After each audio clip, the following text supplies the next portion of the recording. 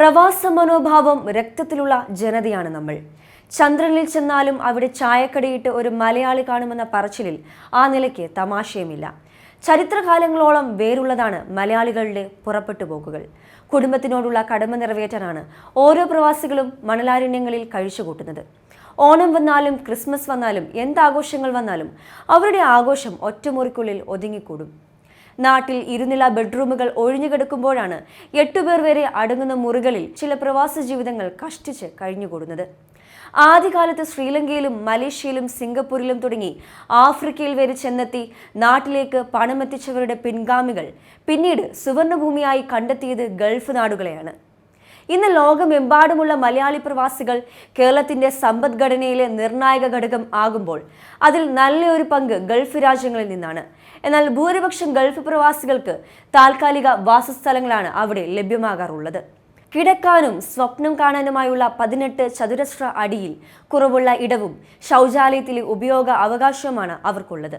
ഇങ്ങനെ ഗൾഫ് രാജ്യങ്ങളിലെ ലേബർ ക്യാമ്പുകളിൽ തിങ്ങിക്കൂടി കഴിയുന്ന പ്രവാസികളുടെ കഷ്ടപ്പാടിനെക്കുറിച്ച് നിരവധി കഥകൾ മലയാളികൾ പറഞ്ഞ് പഴകിയതാണ്. പ്രവാസിയുടെ ത്യാഗത്തിന്റെ വശം എന്നതിൽ ഉപരി നാം കാണാതെ പോകുന്നതായ മറ്റൊരു വശം കൂടി ഓരോ പ്രവാസ കഥകൾക്കുമുണ്ട്. അങ്ങനെ ഒഴിവാക്കപ്പെട്ട വിഷയത്തിന്റെ അനന്തരഫലമാണ് കഴിഞ്ഞ ദിവസം കുവൈറ്റിൽ നിന്ന് പുറത്തു വന്ന 45 ഇന്ത്യക്കാർ മരണപ്പെട്ടു എന്നുള്ള ആ ദുരന്ത വാർത്ത. മലയാളി വ്യവസായിയും NBTC എന്ന സ്ഥാപനത്തിന്റെ ഉടമയുമായ KG എബ്രഹാം വാടകയ്ക്കെടുത്തിരുന്ന കെട്ടിടത്തിലായിരുന്നു നാടിനെ നടുക്കുന്ന ദുരന്തമുണ്ടായത്. കമ്പനി ഉടമകളുടെ അത്യാഗ്രഹത്തിന്റെ പ്രതിഫലമായിരുന്നു അപകടത്തിലേക്ക് നയിച്ചതെന്നാണ് കുവൈറ്റ് ഉപപ്രധാനമന്ത്രി ഷെയ്ഖ് ഫഹദ് അൽ യൂസഫ് അൽ സബ പറഞ്ഞത്.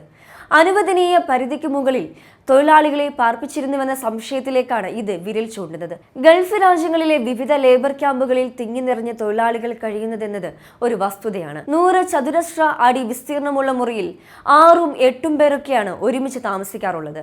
ഇങ്ങനെ നിരവധി ഹാളുകൾ അവിടെ ഉണ്ടാകും. അതിനു പുറമെ നിരവധി പേർ ഉപയോഗിക്കുന്ന യാതൊരു സുരക്ഷിതത്വവും ഇല്ലാത്ത അടുക്കളകളും. നിലവിൽ അപകടമുണ്ടായിരിക്കുന്ന കെട്ടിടത്തിൽ നിയമലംഘനങ്ങൾ ഉണ്ടായെന്ന വസ്തുതയാണ് കുവൈറ്റ് അധികാരികളുടെ പ്രതികരണങ്ങളിൽ നിന്ന് മനസ്സിലാക്കാൻ സാധിക്കുന്നത്. ഒരു തൊഴിലാളിക്ക് തൊഴിലിടം പോലെ തന്നെ സുരക്ഷിതമാകേണ്ട ഇടമാണ് അവരുടെ താമസ സ്ഥലങ്ങളും. അത് പലപ്പോഴും പല ഗൾഫ് രാജ്യങ്ങളിൽ ഉണ്ടാകാറില്ല എന്ന വസ്തുത ഭീതിജനകമാണ്. കൂടുതൽ പൗരന്മാർ വിദേശ രാജ്യങ്ങളിൽ പണിയെടുക്കുന്ന രാജ്യമാണ് ഇന്ത്യ. കഴിഞ്ഞ വർഷത്തെ കേന്ദ്ര സർക്കാരിന്റെ കണക്കനുസരിച്ച് 1,35,59,195 പേരാണ് വിദേശ രാജ്യങ്ങളിൽ പണിയെടുക്കുന്നത്. 9 ലക്ഷം കോടിയിലധികം രൂപയാണ് 2022 മാത്രം ഇന്ത്യൻ സമ്പദ് വ്യവസ്ഥയിലേക്ക് പ്രവാസി തൊഴിലാളികളുടെ സംഭാവന. ഇക്കാര്യത്തിൽ ആഗോളതലത്തിൽ 1ാം സ്ഥാനത്താണ് ഇന്ത്യ എന്നുകൂടി മനസ്സിലാക്കേണ്ടതുണ്ട്. കേരളത്തിന്റെ സാമ്പത്തിക അന്തരീക്ഷം മെച്ചപ്പെടുത്തിയതിൽ നിർണായകമായ പങ്കുണ്ട് മലയാളി പ്രവാസികൾക്ക്. ആദ്യകാലത്ത് പ്രതിവർഷം ഏകദേശം 1 ലക്ഷം കോടി രൂപയാണ് വിദേശ മലയാളികളിൽ നിന്നും കേരളത്തിലേക്ക് വന്നുകൊണ്ടിരുന്നത്. അതായത് കേരള ബജറ്റിന്റെ വരുമാനത്തിന് അടുത്തോളം. ഈ പണം കേരളത്തിന്റെ സാമ്പത്തിക ക്രയവിക്രയത്തിലേക്കാണ് ഇഴകിച്ചേരുന്നത്. അത് ടാക്സി, ഓട്ടോ വാടകയായും പൊതുമരാമത്ത് പണിക്കായും വസ്തുവിന്റെ സ്റ്റാമ്പ് ഡ്യൂട്ടിയായും ഭക്ഷണത്തിലേക്കും എന്നുവേണ്ട പ്രത്യക്ഷമായും പരോക്ഷമായും അതുവഴിയുള്ള ഒരു നിശ്ചിത അളവ് നികുതിയായും സർക്കാരിലേക്ക് വന്നു ചേരുകയും ചെയ്യുന്നു. ഏകദേശം 24 ലക്ഷത്തിലധികം മലയാളികൾ പ്രവാസികളാണെന്നാണ് സർവേകൾ പറയുന്നത്. അവരെ ആശ്രയിച്ച് കഴിയുന്നവരുടെ കണക്ക് വെച്ച് നോക്കുകയാണെങ്കിൽ 1 കോടി മലയാളികൾക്ക് ഇതിന്റെ ഗുണം ലഭിക്കുന്നു. ഗൾഫ് രാജ്യങ്ങളിൽ മാത്രമല്ല വിദേശത്തുണ്ടാകുന്ന ഒട്ടുമിക്ക അപകടങ്ങളിൽ എന്തുകൊണ്ട് മലയാളികൾ കൂടുതലായി മരിക്കുന്നു എന്നത് ഗൗരവപൂർവ്വം ചിന്തിക്കേണ്ട ഒരു കാര്യമാണ്. ഈ വർഷം 24 മലയാളികൾ മാത്രമല്ല വിദേശത്ത് അപകടങ്ങളിൽ മരിച്ചിട്ടുള്ളത്. കുവൈറ്റിൽ അപകടത്തിൽ മരിച്ചവരിൽ കൂടുതൽ മലയാളികളാണ്. റഷ്യ യുക്രൈൻ യുദ്ധത്തിൽ മലയാളിക്ക് വെടിയേറ്റു. ഇസ്രായേലിൽ കൃഷിപ്പണിക്കിടെ മലയാളി മിസൈൽ ആക്രമണത്തിൽ മരിച്ചു. എന്നാൽ എന്തുകൊണ്ടാണ് എല്ലായിടത്തും മലയാളികൾ എന്ന് ചിന്തിക്കുന്നവർ വളരെ ചുരുക്കമാണ്. കേരളത്തിലെ തൊഴിലില്ലായ്മ നിരക്ക് ഏകദേശം 30%. 10% ദേശീയ ശരാശരി. അന്താരാഷ്ട്ര തൊഴിൽ സംഘടന അടുത്തിടെ പ്രസിദ്ധീകരിച്ച റിപ്പോർട്ട് പ്രകാരം തൊഴിലില്ലായ്മ പ്രതിസന്ധി ഇപ്പോൾ മിക്ക രാജ്യങ്ങളും നേരിടുന്നുണ്ട്. എന്നാൽ ഇന്ത്യയിൽ തൊഴിലില്ലായ്മ നേരിടുന്നവരിൽ മിക്കവരും യുവാക്കളാണ്. 2000-ൽ തൊഴിലില്ലാത്ത വിദ്യാസമ്പന്നർ ഇതിൽ 50% 2022-ൽ ഇത് 66%. കേരളത്തിലും ഏതാണ്ട് ഇത് തന്നെയാണ് സ്ഥിതി. ഇതിനൊപ്പമാണ് സംസ്ഥാനത്ത് തൊഴിൽ വകുപ്പിന്റെ കീഴിലുള്ള സ്ഥാപനങ്ങളിലടക്കം എംപ്ലോയ്മെന്റ് എക്സ്ചേഞ്ചുകളെ നോക്കുകുത്തിയാക്കി രാഷ്ട്രീയ താൽപര്യങ്ങൾ അനുസരിച്ചുള്ള പിൻവാതിൽ നിയമനങ്ങൾ വ്യാപകമായി നടക്കുന്നത്.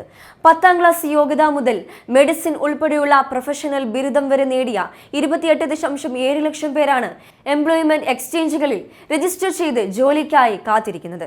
സർക്കാർ വേതനം നൽകുന്ന താൽക്കാലിക ജോലികളിലും തൂപ്പുജോലി പോലുള്ള തസ്തികകളിലും എക്സ്ചേഞ്ചുകൾ യോഗ്യതയും സീനിയോറിറ്റിയും അനുസരിച്ച് നൽകുന്ന പട്ടികയിൽ നിന്ന് മാത്രമേ നിയമനം പാടുള്ളൂ എന്നാണ് ചട്ടം. ഇത് കർശനമായി നടപ്പാക്കണമെന്ന് സർക്കാർ ഉത്തരവുകളുമുണ്ട്.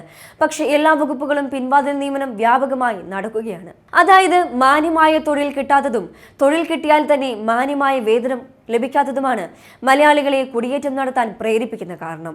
മുൻപ് തൊഴിലാളി സൗഹാർദ്ദപരമായ തൊഴിൽ നിയമങ്ങൾ ഇല്ലാത്ത ഗൾഫിലേക്കാണ് മലയാളികൾ കൂടുതൽ കുടിയേറ്റം നടത്തിയിരുന്നെങ്കിൽ ഇപ്പോൾ യുദ്ധമുഖമായ റഷ്യ, ഇസ്രായേൽ എന്നിവ ആയാൽ പോലും മലയാളികൾ പോകാൻ തയ്യാറാണ്. ഇപ്പോഴും പല ഗൾഫ് രാജ്യങ്ങളിലും തൊഴിലാളി സൗഹാർദ്ദപരമായ തൊഴിൽ നിയമങ്ങൾ അല്ല ഉള്ളത്. സ്വന്തം നാട്ടിൽ ഒരു പരിധിയിൽ താഴെ ഇറങ്ങി വന്ന് ശരീരമിളകി ജോലി ചെയ്യുന്നതിൽ ജാള്യത കാണിക്കുന്നവരാണ് ഒരു വിഭാഗം മലയാളികൾ. പക്ഷേ തൻ്റേതല്ലാത്ത നാട്ടിൽ എത്തിപ്പെട്ടാൽ അവർ ഏത് ജോലിയും ചെയ്യാൻ തയ്യാറാവുകയും ചെയ്യും. പുറത്തുനിന്ന് വരുന്ന അതിഥി തൊഴിലാളികൾ ഇവിടെ ചെയ്യുന്നതും ഇത് തന്നെയാണ്. ഇന്നത്തെ സാഹചര്യത്തിൽ തൊഴിലിന്റെ അന്തസ്സ് പുനർനിർണയിച്ചു കേരളത്തിൽ തന്നെ ജോലി ചെയ്യാനുള്ള അവസരം തിരിച്ചുവരുന്ന പ്രവാസികൾക്ക് കഴിവതും ഒരുക്കേണ്ടതായുണ്ട്. അന്യദേശത്താകുമ്പോൾ നമ്മൾ കാണിക്കുന്ന പ്രവർത്തന മികവും വിജയിക്കുവാനുള്ള ഇച്ഛാശക്തിയും ആർജവവും നമ്മുടെ നാട്ടിൽ തന്നെ ചിലവഴിക്കാൻ കഴിഞ്ഞാൽ സുരക്ഷിതമായ ഒരു ജീവിതം ഇവിടെ തന്നെ കെട്ടിപ്പടുക്കാൻ സാധിക്കും.